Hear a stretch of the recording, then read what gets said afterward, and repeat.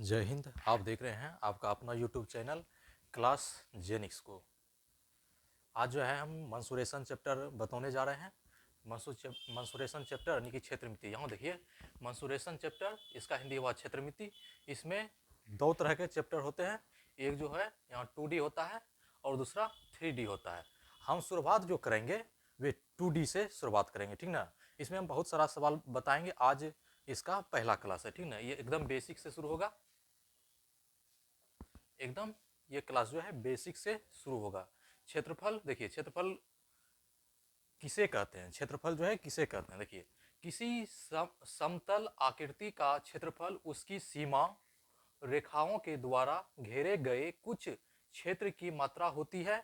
इसे हमेशा वर्ग इकाई में व्यक्त करते हैं। इसे हमेशा किस में व्यक्त करते हैं? वर्ग इकाई में व्यक्त करते हैं। यहाँ देखिए, क्षेत्रफल देखिए, किसी समतल आकृति का क्षेत्रफल उसकी सीमा रेखाओं के द्वारा घेरे गए कुछ क्षेत्र की मात्रा होती है। इसे हमेशा वर्ग इकाई में व्यक्त करते हैं, ठीक ना। जैसे एग्जांपल में यहाँ देख लीजिए, एग्जांपल लिख दिए हैं। अभी हम परिभाषा सबका लिखा रहे हैं, यानी कि शुरुआत क्लास है, इसलिए देखिए, वर्ग मीटर हो गया, वर्ग इंच हो गया इत्यादि, इसका एग्जाम्पल हो गया। इसके बाद जो है परिमाप, परिमाप हम किसे कहते हैं, ठीक ना। तो यहाँ देखिए, किसी ज्यामितीय आकृति का परिमाप उसकी भुजाओं के द्वारा घेरी गई बंद आकृति की कुल लंबाई का योग होता है, उसे परिमाप कहते हैं। देखिए, घेरी गई बंद आकृति की कुल लंबाई का योग होता है, उसे परिमाप कहते हैं। जैसे कि एक हेक्टेयर, एक हेक्टेयर जैसे पूरा घेरा रहता है, एक हेक्टेयर, एक हेक्टेयर बराबर याद रखिएगा 10,000 वर्ग मीटर होता है। एक हेक्टेयर बराबर कितना होता है? 10,000 वर्ग मीटर होता है। और इसके बाद देखिए, 100 हेक्टेयर जैसे बोल देगा 100 हेक्टेयर बराबर कितना होता है, तो यहां देखिए कितना हो जाएगा, 10 लाख वर्ग मीटर हो जाएगा। 100 हेक्टेयर बराबर हो गया 10 लाख वर्ग मीटर, ठीक। अब हम अगला परिभाषा दे रहे हैं, अब उसको बनाते हैं, उसको लिखते हैं, ठीक ना। उसके बाद हम उसको भी समझा देंगे। अभी जो है 2D शुरू करेंगे, ठीक ना, 2D। इसके बाद ये जब समाप्त हो जाएगा, इसमें बहुत सारा सवाल बताएंगे, उसके बाद हम 3D शुरू करेंगे, ठीक। अब हम अगला परिभाषा लिख रहे हैं।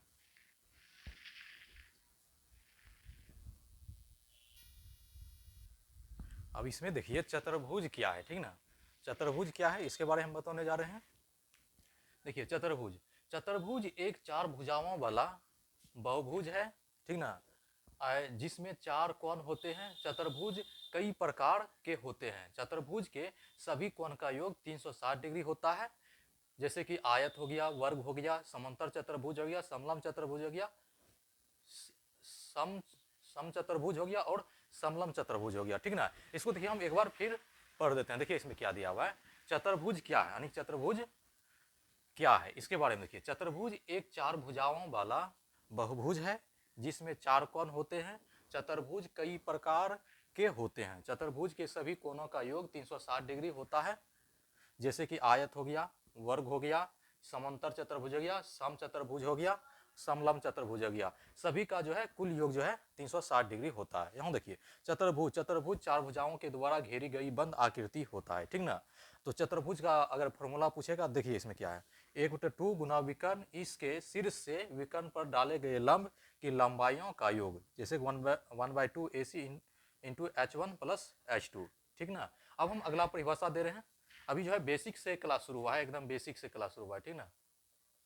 बेसिक से शुरू हुआ है, इसमें हम बहुत सारा सवाल बताएंगे। बेसिक से अभी 2D जैसे समाप्त होगा, इसके बाद हम 3D बताएंगे, और उसके बाद 3D जैसे समाप्त होगा तब मिक्सचर होगा, यानी कि मिसकुलिनियस होगा, ठीक। 2D और 3D दोनों हम बताएंगे, ठीक। अब हम अगला परिभाषा दे रहे हैं।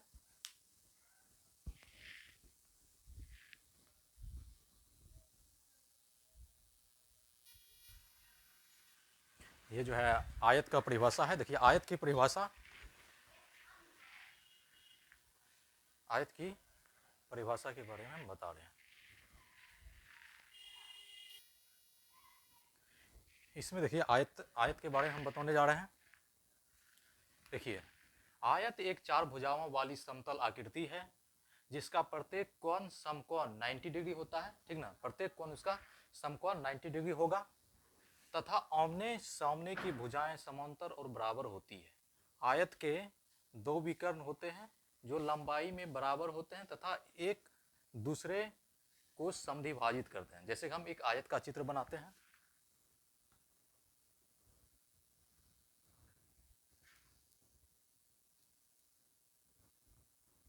ये आयत का चित्र हम बना रहे हैं, ठीक ना। देखिए आयत के 4 भुजाएं होते हैं, जैसे कि इसको नाम दे देते हैं ए बी सी डी, ये 4 भुजा हो गया। समतल आकृति होते हैं, इसका आकृति जो है समतल है, जिसका प्रत्येक कोण 90 डिग्री होता है। देखिए ये भी 90 डिग्री है, ये भी 90 डिग्री है, ये भी 90 डिग्री है, ये भी 90 डिग्री है, प्रत्येक कोण 90 डिग्री होते हैं।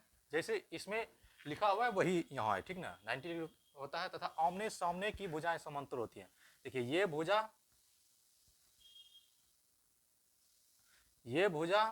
और ये भुजा समांतर है, और ये भुजा और ये भुजा दोनों समांतर है, ठीक ना, और बराबर होते हैं। देखिए ये भी बराबर है और ये भी है, ये भी है, दोनों भुजाएं बराबर होती हैं। आयत के 2 विकर्ण होते हैं। देखिए यहाँ से एक विकर्ण हो जाएगा, ये दूसरा विकर्ण हो जाएगा, ये आयत के 2 विकर्ण होते हैं, ठीक ना।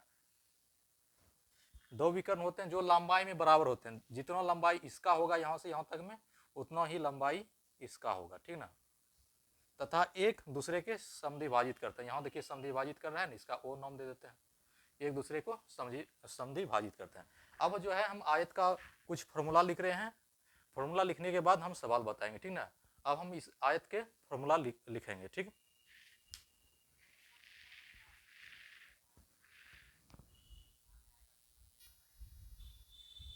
ये जो है आयत के फॉर्मूला है, इस फॉर्मूला को पढ़ देते हैं। अभी बहुत सारा फॉर्मूला लिखाएंगे, ठीक।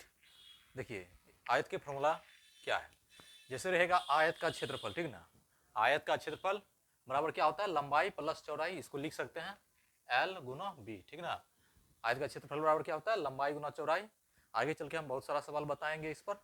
इसमें देखिए आयत का क्षेत्रफल लंबाई गुना चौड़ाई, आयत का परिमाप क्या होगा 2 इंटू लंबाई प्लस चौड़ाई, इसको लिख सकते हैं 2 इंटू L प्लस B, ठीक ना, 2 इंटू लंबाई प्लस चौड़ाई। पूछ देगा आयत का विकर्ण बराबर 2 इंटू, आयत का विकर्ण बराबर हो जाएगा अंडर रूट लंबाई स्क्वायर प्लस चौड़ाई स्क्वायर, बराबर हो गया under root L square plus B square, ठीक ना। अब इसके बाद देखिए आयताकार मैदान के अंदर बने रास्ते का क्षेत्रफल अगर रहेगा तो क्या हो जाएगा 2x इंटू लंबाई प्लस चौड़ाई माइनस 2x, इसको ऐसे भी लिख सकते हैं 2x into L plus B minus 2x, ठीक ना। इसके बाद देखिए जहां x बराबर रास्ते की चौड़ाई, जहां x बराबर हो गया रास्ते की चौड़ाई होगा, ये दिया हुआ रहेगा x बराबर रास्ते की चौड़ाई, ठीक। परिमाप होगा 4 इंटू लंबाई प्लस चौड़ाई माइनस 2x, यहाँ इसे लिख सकते हैं 4 into L plus B minus 2x, ठीक ना। परिमाप रहेगा तो ये हो जाएगा। हम और अभी फॉर्मूला लिखने जा रहे हैं, अभी ये कितना 4 फॉर्मूला हुआ है, अभी और लिखने जा रहे हैं।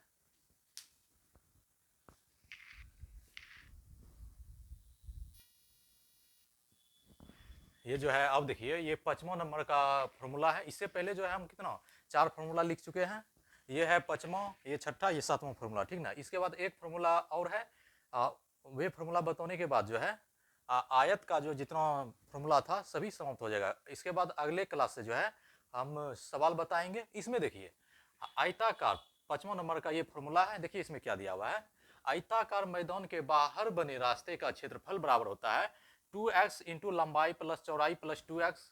इसको हम ऐसे भी लिख सकते हैं, यहाँ देखिए 2x हो गया L plus B plus 2x, ठीक ना, L plus B into 2x, ठीक। इसको हम ऐसे लिख सकते हैं, ठीक।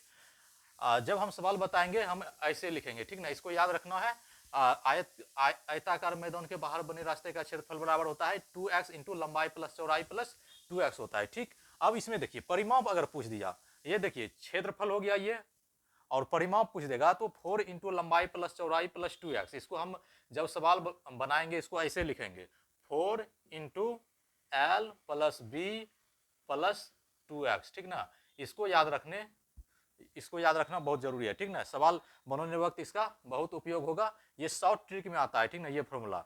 अब इसके बाद देखिए 6ठा नंबर में क्या है, मैदान के बीच बने रास्ते का क्षेत्रफल क्या होता है। मैदान के बीच जब रास्ता छोड़ा जाएगा तो उस समय ये फॉर्मूला लगेगा, ठीक। क्या लगेगा x इंटू लंबाई प्लस चौड़ाई माइनस x, ठीक ना। इसको ऐसे भी लिख सकते हैं x into L plus B minus x, इसको इस तरह हम लिखेंगे जब सवाल बनाएंगे, ठीक ना। तो परिमाप पूछ दिया तो क्या हो जाएगा 2 इंटू लंबाई प्लस चौड़ाई माइनस 4x। इस पर हम सवाल जब देंगे तो समझने में कोई भी दिक्कत नहीं होगा, ठीक ना। ये फॉर्मूला है, इसको अभी याद रखना जरूरी है, ठीक। 2 इंटू इसको लिखेंगे l plus B minus 4x, ठीक। अब देखिए 7वां नंबर, इसके बाद एक और फॉर्मूला है उसको लिखेंगे, उसके बाद अगले क्लास से जो है हम सवाल बताएंगे, ठीक ना। आयताकार कमरों के चारों दीवारों का क्षेत्रफल क्या होता है 2 गुना ऊंचाई इंटू लंबाई प्लस चौड़ाई। इसको यहाँ ऐसे भी लिख सकते हैं 2h into L plus B, या इसको ऐसे भी लिख सकते हैं 2 into L plus B into H, 2 into लंबाई प्लस चौड़ाई गुना ऊंचाई, ठीक ना। अब हम अगला फॉर्मूला दे रहे हैं, आयत तब समाप्त हो जाएगा, ठीक ना। ये जो है 8वां नंबर का सवाल, 8वां नंबर का जो है फॉर्मूला है, ठीक ना। इसके बाद ये आयत का फॉर्मूला जो है समाप्त हो जाएगा। कल जितने भी फॉर्मूला आज हम लिखाए हैं इसका एग्जांपल दे देंगे, उसके बाद आगे क्लास रहेगा, ठीक ना। देखिए चारों दीवारों और छत का क्षेत्रफल अगर पूछेगा तो क्या हो जाएगा इसका 2 इंटू ऊंचाई इंटू लंबाई प्लस चौड़ाई प्लस लंबाई गुना ऊंचाई। इसका इस फॉर्मूला का यूज बहुत कम ही होता है। देखिए क्या है, यह सूत्र तब प्रयोगी लिख दिए हैं, यह सूत्र तब प्रयोग कर सकते हैं जब हमें पूरे कमरे की पुताई करनी हो, ठीक ना। पूरा कमरा का दिया रहेगा, उसका पुताई करने के लिए ये फॉर्मूला उपयोग होगा, ठीक। इसको देखिए ऐसे लिख सकते हैं 2 गुना H into L plus B plus हो गया एल गुना बी, ठीक ना। ये फॉर्मूला को याद रखेंगे, ठीक। आज का क्लास हम यहीं तक रखते हैं, अब मिलेंगे अगले क्लास में, तब तक के लिए जय हिंद।